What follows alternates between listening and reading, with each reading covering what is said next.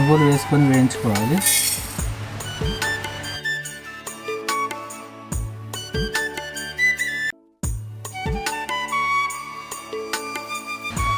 ధనియాలు పల్లీలు వేసుకొని సన్న మంట మీద వేయించుకోవాలి.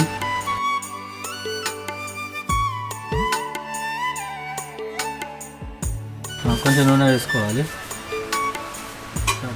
పచ్చిమిరపకాయలు వేసుకొని వేగనివ్వాలి.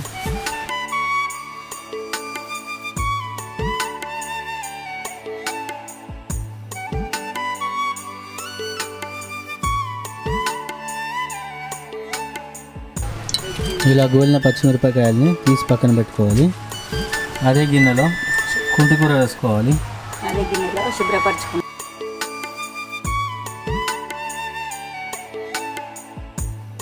వేయించుకున్న పల్లీలు, నువ్వులు, ధనియాలు మెత్తగా గ్రైండ్ చేసుకోవాలి. నానబెట్టుకున్న చింతపండును కూడా వేసుకోవాలి. వేయించుకున్న మిరపకాయలు కూడా దీంట్లో వేసుకోవాలి. వేసుకొని గ్రైండ్ చేసుకోవాలి. మనం ముందుగా ఉడికించుకున్న టమాటాలు కూడా దీంట్లో వేసుకొని అలాగే సరిపడా ఉప్పు కూడా వేసుకొని గ్రైండ్ చేసుకోవాలి.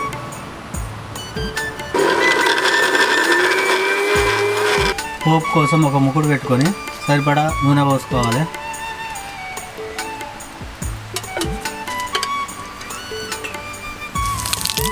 జీలకర్ర వేసుకోవాలి. అలాగే ఆవాలు కూడా వేసుకోవాలి.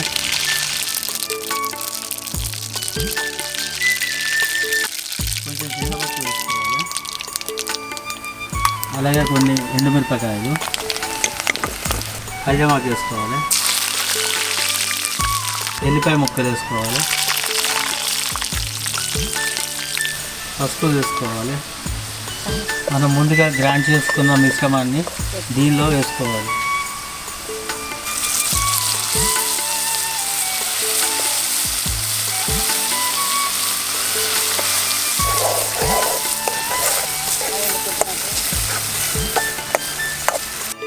కొంచెం కొత్తిమీర ఆకు కూడా వేసుకోవాలి.